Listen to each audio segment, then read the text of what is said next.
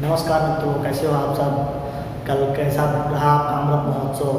15 अगस्त आप लोगों ने कैसा मनाया, कमेंट सेक्शन में ज़रूर लिखें। मैं हूँ डॉक्टर शिवम सिंह। स्वागत है आप सभी का हमारे चैनल ज्ञान के अड्डा में। आज हम बात करेंगे डायरिया क्या होता है। डायरिया, जैसा कि आप सभी जानते हैं कि चाहे वो बच्चे हों, बूढ़े हों, न्यू नेट्स हों, यानी कि जो भी बस पैदा ही हुए हैं, या किसी भी एज ग्रुप के लोग हों, मेल हो फीमेल हो, हर एज ग्रुप के लोगों को डायरिया परेशान ज़रूर करता है।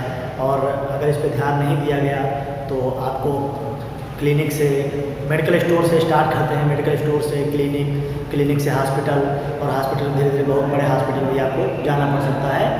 देखने में तो काफ़ी छोटी है, लेकिन ये बहुत ही हाईली ट्रांसमिसेबल बीमारी है, यानी कि बहुत तेज़ी के साथ कम्युनिटी में लगभग हर एज ग्रुप के लोगों को हो रही है। तो ये क्या होती है, कैसे होती है, और इसके कौन कौन से कारण हो सकते हैं, कौन कौन से लक्षण हो सकते हैं, और इस बीमारी अगर हो गई है किसी को तो हम इसको कैसे ठीक करेंगे, सब कुछ आज पूरा हम डिटेल में जानते हैं। तो अगर आप हमारे चैनल पे पहली बार आए हैं तो प्लीज़ से चैनल को लाइक करें, वीडियो को शेयर करें और हमारे चैनल को सब्सक्राइब करें, ताकि हमारे जो आने वाला वीडियो है उसका नोटिफिकेशन सबसे आप तक पहुंच जाए। तो आइए एक एक करके हम आज शुरू करते हैं। तो सबसे पहले जानते हैं कि ऐसे कौन कौन से कारण हैं जिस वजह से हमें डायरिया हो जाता है। तो सबसे पहला कारण है कंटामिनेटेड फूड एंड वाटर, यानी कि अगर संक्रमित भोजन खाएंगे, संक्रमित पानी पिएंगे तो उस कंडीशन में क्या होगा, डायरिया होने के चांसेस बहुत ज़्यादा बढ़ जाते हैं। अगर माना जाए तो सबसे मुख्य कारण जो है हमारा डायरिया का वो है कंटामिनेटेड फूड, यानी कि संक्रमित भोजन और संक्रमित पानी। ठीक है। दूसरा है हमारा माल अब्जॉर्प्शन, यानी कि अगर माल अब्जॉर्प्शन का मतलब होता है कोई चीज़ एब्जॉर्ब नहीं हो रही। मान लो हम कोई चीज़ खा रहे हैं और वो एब्जॉर्ब नहीं हो पा रही है और सीधे फिकस के थ्रू निकल जा रही है, तो इस कंडीशन को माल अब्जॉर्प्शन बोलते हैं। अगला हमारा तीसरा जो सबसे कॉमन है वो है हमारा वायरल इन्फेक्शन। जैसे इस टाइम हल्का सा बरसात का मौसम चल रहा है, तो इस सीज़न में वायरल इन्फेक्शन काफ़ी ज़्यादा बढ़ रहा है, तो इस कंडीशन में भी काफ़ी चांसेस है डायरिया होने के। बैक्टीरियल इन्फेक्शन है, बैक्टीरियल इन्फेक्शन यानी कि ये किसी भी सीज़न में हो सकता है। जब आप कंटामिनेटेड फूड खाएंगे, कंटामिनेटेड वाटर पिएंगे, तो आपको ये सब होने का खतरा ऑलरेडी बहुत ज़्यादा बढ़ जाता है। अगला हमारा है पैरासाइटिक इन्फेक्शन। मान लो आपने बहुत लंबे समय से डीवार्मिंग नहीं कराई, यानी कि अल्बेंडाजॉल, मेबेंडाजॉल या ऐसी टैबलेट्स नहीं खाई हैं, तो जाहिर सी बात है कि आपके पेट में जो कीड़े हैं, पैरासाइट हैं, उनकी मात्रा बढ़ गई होगी।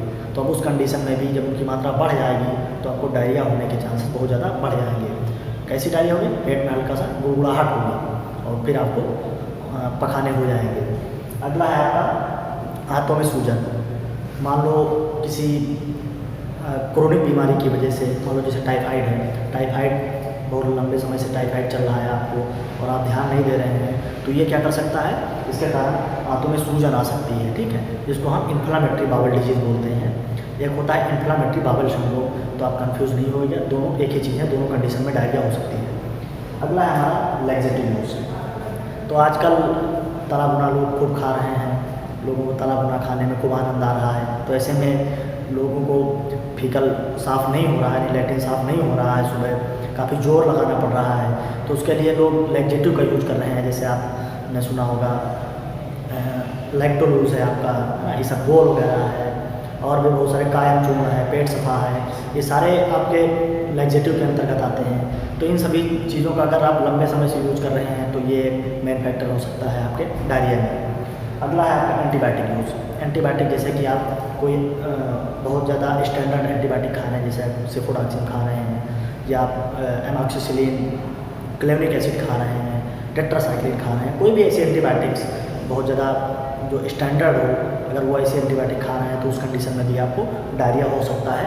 ये एक कॉमन साइड इफेक्ट है एंटीबायोटिक का, डायरिया, डिसेंट्री एंड न्यूसिया, वॉमिटिंग, ये सब नॉर्मल सी चीज़ें हैं। अगला है एसिडिटी। अगर आपको बहुत ज़्यादा गैस बन रही है, या आप ऐसे मरीज हैं, आप गैस से परेशान रहते हैं, पेट में गुड़गुड़ाहट रहती है, आपको पेट भरा भरा रहता है, कुछ भी हजम नहीं होता है, तो उस कंडीशन में भी आपको डायरिया होने के बहुत ज़्यादा चांसेस हैं। अब हम बात करेंगे ऐसे कौन कौन से लक्षण हैं जिस वजह से हमें डायरिया हो गया है अगर, तो हम उसको कैसे पहचानेंगे। तो आइए जानते हैं लक्षणों के बारे में। वो कौन कौन से लक्षण हैं जिनको देखकर आप पता लगा पाएंगे कि ये डायरिया है। तो सबसे पहला जो हमारा लक्षण है, एक विशेष लक्षण है जिस इसके बिना आप पता ही नहीं लगा सकते कि ये डायरिया है। तो सबसे पहला जो हमारा लक्षण है वो है 3 से अधिक बार मल त्याग करना। अगर कोई भी पर्सन, कोई भी व्यक्ति, कोई भी बच्चा, कोई भी बूढ़ा अगर 3 बार से अधिक मल त्याग करता है यानी कि लैट्रिन जाता है तो उसको हम डायरिया का पेशेंट बोलेंगे, ठीक है। अगला है पेट में दर्द। भाई डायरिया होगी, बार बार लैट्रिन जाएंगे तो पेट में दर्द होगा, ठीक है। ऐंठन होगी पेट में, है ना, स्पाज़्म जिसको बोलते हैं इंग्लिश में, ठीक है।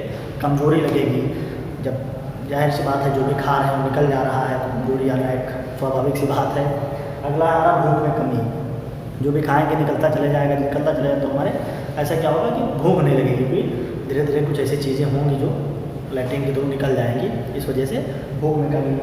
अगला है आपका मतली हो सकता है ना, क्योंकि डिहाइड्रेशन हो सकता है, तो डिहाइड्रेशन की वजह से मतली, उल्टी ये सब हो सकता है।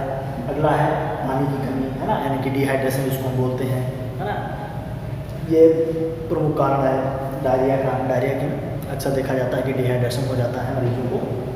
बीपी में कमी, तो सीधी सी एक बात है, तो बीपी और डिहाइड्रेशन एक दूसरे से कोरिलेट है। अगर बीपी डाउन होगा, ठीक है, अगर डिहाइड्रेशन होगा किसी पेशेंट को, डिहाइड्रेशन मीन्स सोडियम का एक्सेस एक्सक्रीशन, यानी कि ज़्यादा मात्रा में सोडियम शरीर से बाहर निकल जाता है, तो उस कंडीशन में क्या होता है, बीपी की कमी हो जाती है, पेशेंट डिहाइड्रेट हो जाता है, ठीक है। तीसरा है हमारा चक्कर। मरीज को चक्कर आता है, भाई जब सोडियम निकल जाएगा शरीर से, कमजोरी आ जाएगी, डिहाइड्रेशन होगा, तो पेशेंट जब भी चलेगा, कुछ करेगा, उठेगा, बैठेगा तो उसको चक्कर महसूस होगा, है ना। अगला बेहोशी, कभी कभी ऐसे देखा जाता है कि जो सीवियर डिहाइड्रेशन होता है, यानी कि जिसको 5-5 मिनट 10-10 मिनट पर लगातार उसको लैट्रिन हो रही है, उसको पखाने जाने पड़ रहे हैं, ठीक है, और उसको रिहाइड्रेट नहीं किया है, उसको IV फ्लूइड नहीं दिए जा रहे हैं, ऐसा ORS टाइप का कुछ नहीं दिया जा रहा है, तो उसको क्या हो जाएगा, उसके सोडियम की मात्रा बहुत ज़्यादा घटती चली जाएगी, और उस कंडीशन में क्या हो जाएगा, पेशेंट हमारा सीवियर डिहाइड्रेट हो जाएगा, यानी सीवियर डिहाइड्रेशन जिसको हम बोलते हैं। उस कंडीशन में क्या होता है, पेशेंट यानी कि मुख्यतः बच्चे जो होते हैं, बच्चों को बेहोशी आ जाता है इस कंडीशन में, ठीक है। तो ये हमारे कुछ लक्षण हैं, कुछ प्रमुख कारण कुछ प्रमुख लक्षण हैं जो ये डिटरमाइन करते हैं कि एक पर्टिकुलर पेशेंट को डायरिया हो गया है। अब हम बात करेंगे ट्रीटमेंट के बारे में, ठीक है। तो वो कौन कौन सी दवाइयाँ हैं, कौन कौन सी टैबलेट, कैप्सूल, सिरप्स, है ना, पाउडर्स हैं जिनका यूज करके हम डायरिया को ठीक कर सकते हैं। और अगर डिहाइड्रेशन हो गया है तो कौन कौन से ऐसे IV फ्लूइड्स हैं, ना, इंट्रावेनस फ्लूइड जो लगाए जाते हैं ना, वो कौन कौन से हो सकते हैं जिनको हम दे करके पूरी तरह से पेशेंट को रिकवर कर सकेंगे, ठीक है। तो आइए एक एक करके बात करेंगे ऐसे कौन कौन सी दवाइयाँ हैं जिनका उपयोग करके हम डायरिया को ठीक कर सकते हैं। तो सबसे पहला हमारा, जब डायरिया होती है तो उस कंडीशन में जो हमारी आंत है ना उसकी गति बढ़ जाती है, जिसको मोटिलिटी बोलते हैं हम। तो उसकी मोटिलिटी को कम करने के लिए हम कौन से ऐसी टैबलेट्स हैं जिसका यूज़ करेंगे, तो हमारी टैबलेट लूपामाइड 2 मिलीग्राम की टैबलेट, 4 मिलीग्राम की टैबलेट आती है। तो आप डोज बच्चों के हिसाब से या एडल्ट के हिसाब से मैनेज कर लीजिएगा। तो 2 मिलीग्राम की एक tablet maximum 20 milligram per day दिया जा सकता है। 2 मिलीग्राम की ये टैबलेट लेंगे और ईच स्टूल के बाद, यानी कि जब ये पेशेंट मल त्याग करने के लिए जाएगा और मल त्याग करके आएगा उसके तुरंत बाद ये टैबलेट देना है, मैक्सिमम 20 मिलीग्राम के लिए, यानी कि 10 टैबलेट दी जा सकती हैं पर डे। अगला है आपका टैबलेट ओफ्लासोजेट। मान लो कि इस पेशेंट को बैक्टीरियल इन्फेक्शन हो गया है, अब उस कंडीशन में हम कौन सी ऐसी टैबलेट है जिसका यूज करेंगे, तो हमारी टैबलेट है ओफ्लासोजेट। ये बहुत ही कॉमन टैबलेट्स है और बहुत ही अच्छा रिस्पांस है इसका हमारा डायरिया की कंडीशन में। तो इसको हम कितना देंगे, मैक्सिमम 3 से 7 दिन तक ये टैबलेट देंगे और पेशेंट को पूरी तरह से आराम हो जाएगा। अगला है पेशेंट को गैस बनती रहती है, तो गैस की कंडीशन में हम पेशेंट को क्या देंगे, रेबी यानी कि रेबेप्राजोल 20 मिलीग्राम की एक गोली सुबह और एक शाम को खाना खाने से पहले देंगे, ठीक है। ये देंगे जब तक कि हमारी एंटीबायोटिक चलेगी, यानी कि ओफ्लासोजेट टैबलेट जब तक कि हम खाएंगे। अगला है हमारा टैबलेट डोट्रीकाइंटिन, जैसा कि आप सभी जानते हैं, डोट्रावरिन और मेफनामिक एसिड के साथ में बहुत ही प्रचलित कॉम्बिनेशन है जो मार्केट में उपलब्ध है। ये हम दर्द के लिए, ऐंठन के लिए यूज़ करेंगे, ठीक है। अगला हमारा टैबलेट फ्लैजिल यानी कि फ्लैजिल है, मेट्रोजिल है, मेट्रोडाजोल जिसका कॉम्बिनेशन होता है। 400 मिलीग्राम की एक गोली सुबह, एक दोपहर में और एक शाम को देंगे। मिनिमम 3 से 5 दिन तक ये टैबलेट चलेगी। अगला है आपका मान लो पेशेंट्स को इन दवाइयों से आराम नहीं मिल रहा है, यानी कि आप डोपामाइन भी खिला चुके हैं, लोमोटिल खिला चुके हैं, लोमोटिल यानी कि अट्रापिन, डाइफेनॉक्सिलेट, भी इन टैबलेट से कोई किसी प्रकार का आराम नहीं मिल रहा है मरीज को, तो अब क्या करेंगे? तो उस कंडीशन में हमें सचेट देना है, रेस्काडाटिल सचेट। रेस्काडाटिल सचेट क्या करेगा? हमारे जो इंटेस्टाइन है, जो आंत है, उससे क्या करेगा? वाटर का एब्जॉर्प्शन बढ़ा देगा, यानी कि वाटर आराम से एब्जॉर्ब हो पाएगा, यानी कि जब वाटर एब्जॉर्ब हो जाएगा तो निकलेगा ही नहीं, है ना। तो रेस्काडाटिल सचेट देंगे, एक सुबह और एक शाम को। अगला हमारा टैबलेट लैक्टिक एसिड बैसिलस। जब बहुत पुरानी डायरिया हो जाती है तो उस कंडीशन में हमारी आंत में लैक्टिक एसिड की कमी हो जाती है, तो उसको पूरा करने के लिए हम लैक्टिक एसिड की टैबलेट देंगे, सुबह शाम दे देंगे। ये आप 15 से 20 दिन तक दे सकते हैं पेशेंट को, जिस प्रकार से उसको कमी हो उसी प्रकार से उसको दिया जा सकता है। अगला हमारा, अब हम बात करेंगे, सबसे पहले बात कर लेते हैं इंजेक्शंस के बारे में। अगर मान लो बहुत ज़्यादा सीवियर कंडीशन है, इतनी सीवियर कंडीशन है कि आप उसको टैबलेट कैप्सूल से ठीक नहीं कर सकते हैं, तब उस कंडीशन में हम क्या करेंगे? उस कंडीशन में हम इंजेक्शन का यूज़ करेंगे। तो ऐसे कौन कौन से इंजेक्शन हैं जिनका उपयोग करके हम ठीक कर सकते हैं डायरिया के पेशेंट को? तो सबसे पहला हमारा है इंजेक्शन अमीकासिन।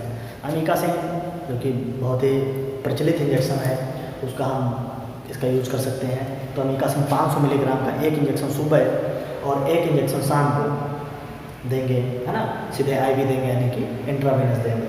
अगला है हमारा जेंटामाइसिन, ठीक है। इसी के साथ में जेंटामाइसिन 80 मिलीग्राम यानी कि लगभग 2 ml इंजेक्शन सुबह और शाम को देना है हमें। ये हम IM या IV दे सकते हैं। अगला है हमारा सिप्लाक्स।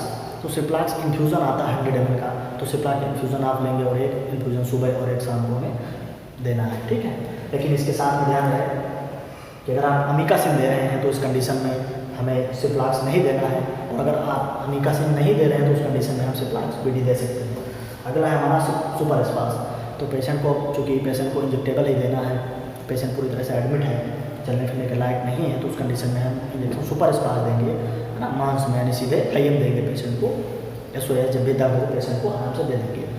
अब पेशेंट चूँकि डायरिया में बहुत ज़्यादा डिहाइड्रेट हो जाता है, तो उस डिहाइड्रेशन की कंडीशन में हम कौन कौन सा ऐसे फ्रूट्स हैं जिनका उपयोग करके हम पेशेंट को पूरी तरह से रिकवर कर सकते हैं? तो हमारा सबसे पहला जो है वह DNS यानी कि डेक्स्ट्रोज नॉर्मल सलाइन, ठीक है।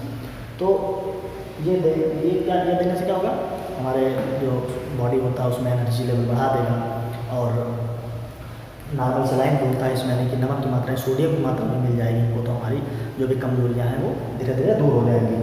अगला है हमारा आइसोलाइट पी। इसमें मल्टी मिनरल होते हैं, यानी कि सोडियम, पोटेशियम, है ना, मैग्नीशियम, बहुत प्रकार के मिनरल्स होते हैं। ये बहुत ही एक प्रकार से देखा जाए तो ये ब्रह्मास्त्र साबित हो सकता है किसी भी क्रोनिक डायरिया के मरीज को। तो ये भी हम, अगर पेशेंट को ज़्यादा दिक्कतें हैं तो ये दे सकते हैं, तो नॉर्मली हम NS और DNS से काम चला सकते हैं। RL से पेशेंट को बहुत ज़्यादा ज़रूरत नहीं पड़ती है, क्योंकि ऐसा देखा जाता है कि RL लगा देने से, यानी लिग्नल लैक्टेट लगा देने से पेशेंट को बुखार हो सकता है, यानी कि हाइपरथर्मिया की कंडीशन उसको हो सकती है, ठीक है। और इसके साथ में हम मेट्रोजिल दे सकते हैं, है ना। मेट्रोजिल जो इन्फ्यूजन आता है 100 ml का, उसमें 500 मिलीग्राम मेट्रोडाजोल होता है ना। ये आप दिन में 3 बार दे सकते हैं नस में। तो ये हमारा कुछ बहुत ही बेहतरीन दवाइयाँ थी जिसका उपयोग करके आप न केवल अपनी बल्कि समाज की, आस पड़ोस की, या अगर आप जनरल प्रैक्टिशनर हैं तो बहुत सारे ऐसे मरीज होंगे आपके पास क्रोनिक डायरिया के, एक्यूट डायरिया के, इसका उपयोग करके आप पूरी तरह से ऐसे मरीज को रिकवर कर सकते हैं। तो अगर आप चाहते हैं कि आपको ऐसे ही वीडियो चाहिए तो आप हमारे कमेंट बॉक्स में आइए और कमेंट करिए। जो भी आपको डिजीज से संबंधित किसी भी प्रकार की कोई भी दिक्कत है उसको आप सीधा हम तक अपनी बात पहुंचाइए, और हम कोशिश करेंगे कि आपकी समस्या का समाधान निकालने में कुछ ना कुछ उपाय करें। तो धन्यवाद फ्रेंड्स, और आप भी हमारे ऐसे वीडियो देखते रहिए, हमारे चैनल को शेयर करते रहिए, वीडियोज़ को शेयर करते रहिए, ताकि ज़्यादा से ज़्यादा इन्फॉर्मेशन लोगों तक पहुँचे और लोग थोड़ा सा जागरूक हो सकें अपने प्रति और कम्युनिटी के प्रति। Thank you so much friends.